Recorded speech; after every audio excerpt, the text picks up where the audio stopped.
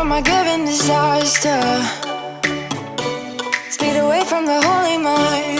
Pride, that's where I never thought it would matter.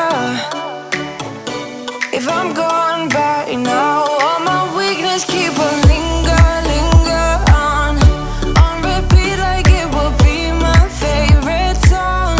Oh, I know I should be moving on, but you got me good. This is where I taped off the hard lines on the vehicle to do a couple of scratches. They were in this vehicle, and then I came back and I did a 2000 and a 3000. It'll make it easier to buff out. From this angle you can see all of our swirls that we're going to take out, and then if we move over you can see where I did some wet sanding.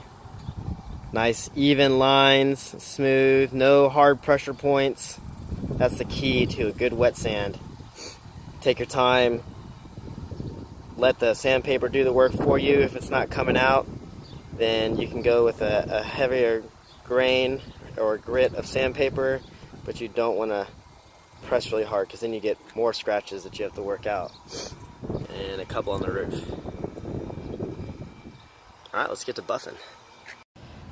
First thing is, a lot of people buy these rotary buffers because they're cheaper, but the biggest mistake that people make, that I made in the beginning, was when you apply your compound, your polish, your wax, whatever it is that you're using, they will just, you know, or they'll go kind of around the edges, stick it on there. What happens when you stick this on the paint is all this is just going to clump together, and then when you start applying heat, that's just going to clump up and you're going to have a lot harder time working with it. It's going to turn into a powder, it's going to spit more, and ultimately you're potentially just going to cause more scratches. You can do it this way, but it's just not as effective. What I learned from some other guys and through trial and error is that you want to make sure that you distribute it on the pad evenly. Obviously, you don't want to necessarily get grease on your hands, and you can wear gloves. It's incredibly hot out here, so I'm changing gloves every time I do this. I just carry a wet rag in my pocket or a damp rag to wipe it off, and that saves me the hassle.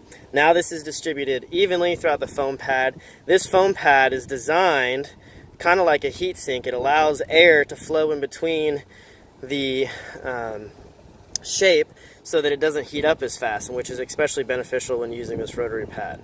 So first big tip is that no matter what stage you're doing, whether you're compounding, whether you're polishing or waxing, make sure you evenly distribute your product onto your pad.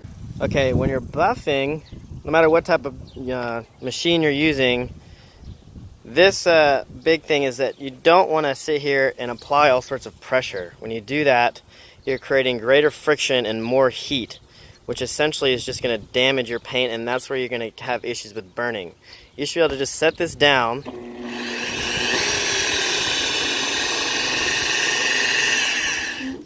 and let it work itself. All you're doing is holding it lightly in place, just like when you wet sand. Don't use any more aggressive pressure.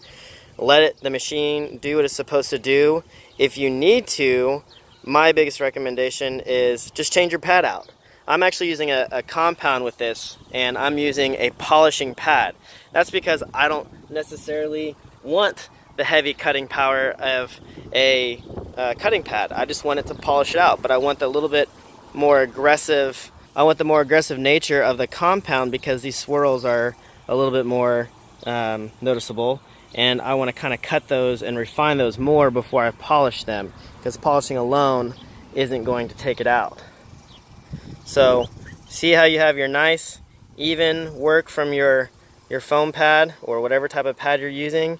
If you're pressing down, you're going to see it's going to be chopped more. You'll have a little bit more choppiness to it. So let it do its work.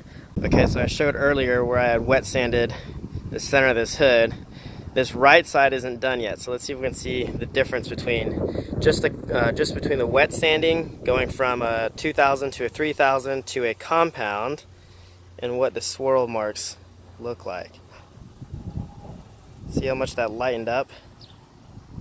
Still some, definitely still some. And this is before we polish. You got me good. I keep on trying. a pretend. Keep on driving and driving along the road tonight. Lost my head over my back between the jars and bottle jack. Just me and all the red lights. Keep on driving and driving.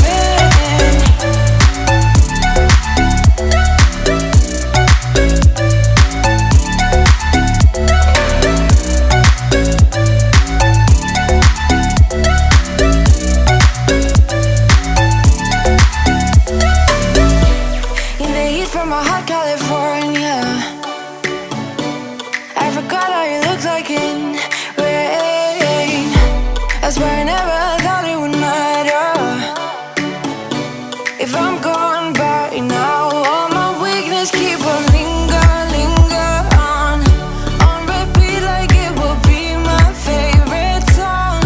Oh, I know I should be moving on, but you got me good. You got me good.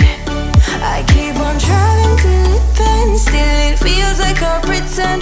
Keep on driving